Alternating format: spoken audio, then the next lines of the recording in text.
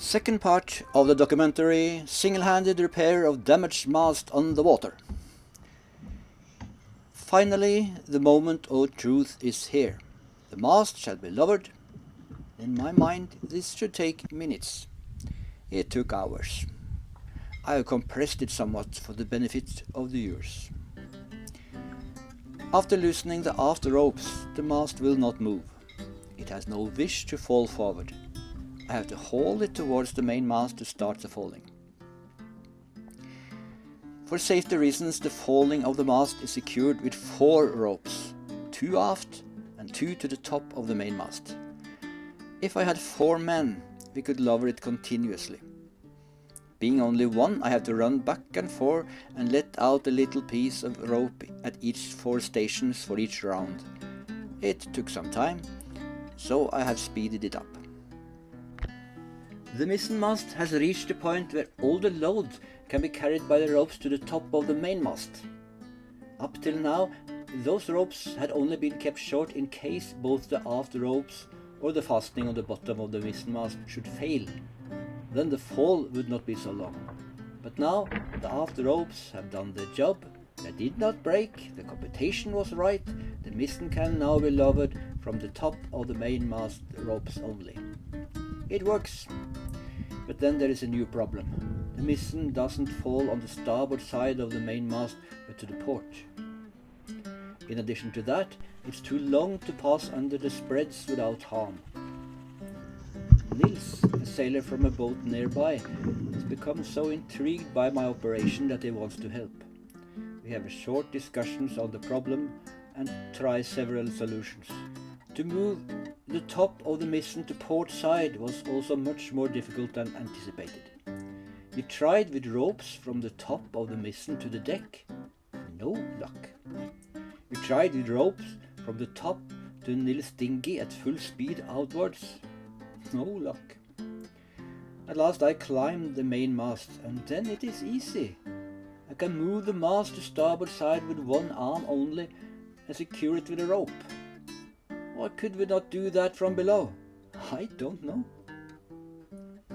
It became obvious that the base of the mizzen mast must be moved back to let the mast pass the spread.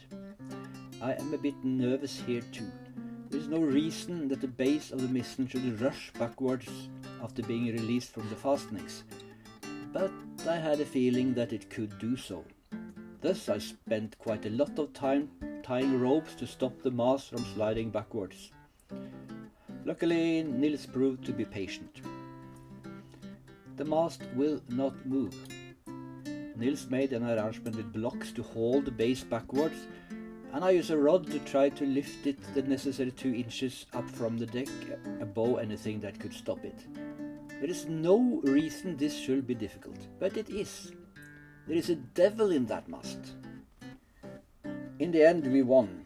The mast came loose, and now we can easily lift the base without tools at all. It doesn't make much sense. Now the mast can be lowered past the spread without damaging the lantern. To move the mast to starboard side of the main mast, we didn't waste time to try to do it from below. A new climb of the mast was necessary. Now the mast cannot invent any more obstacles. It lets itself be lowered nicely down to the deck.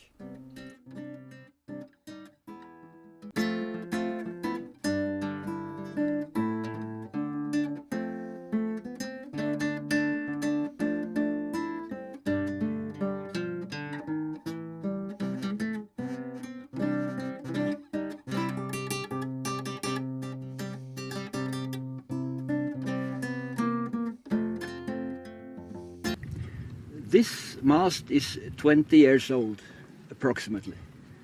It is built of Norway spruce. It's a softwood that's very common in Norway. All the houses are built by Norway spruce, or most of them.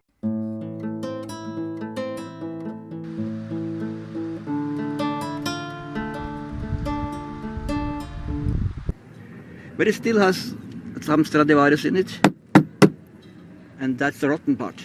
So, yeah.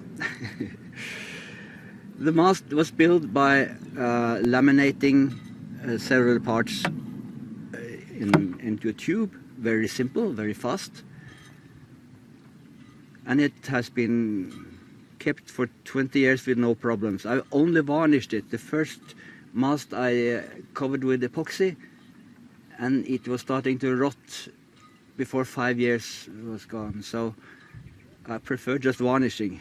But that wasn't enough, obviously, because some water has come in here. Looks like that at the top of the spread, and it has started to rot here. Because the problem is that dry wood don't rot, wet wood don't rot, but it's the area between half wet, then it's rotting. I had everything I needed on board, except the buttons to repair the mast. I mean, that should not be a problem in Granada with a forest full of exciting trees and surely lots of carpenters. I had a lot to learn. First, they don't cut the trees in Granada. They buy their timber from Guyana. I went into the lumberyard full of hopes, a candy store for a wood lover. I was immediately stopped. The customer should not approach the timber, and what I wanted was silver belly.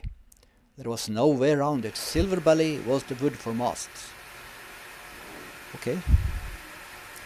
My buttons needed a profile, and they had a saw which I set up and started to cut. But no, that was not allowed. No customer near the saw. At last we got our buttons and carried them to the boat. 4 kilometers to walk to the lumberyard and 4 kilometers back with the buttons in the heat. But we got our buttons, we thought. Okay, something really alarming happened here. I happened to step on this new piece and it broke.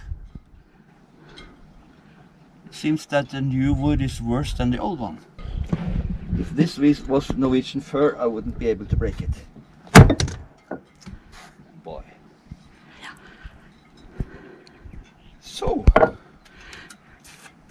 what do we do now? A friend knew a local carpenter. We met him, explained our need.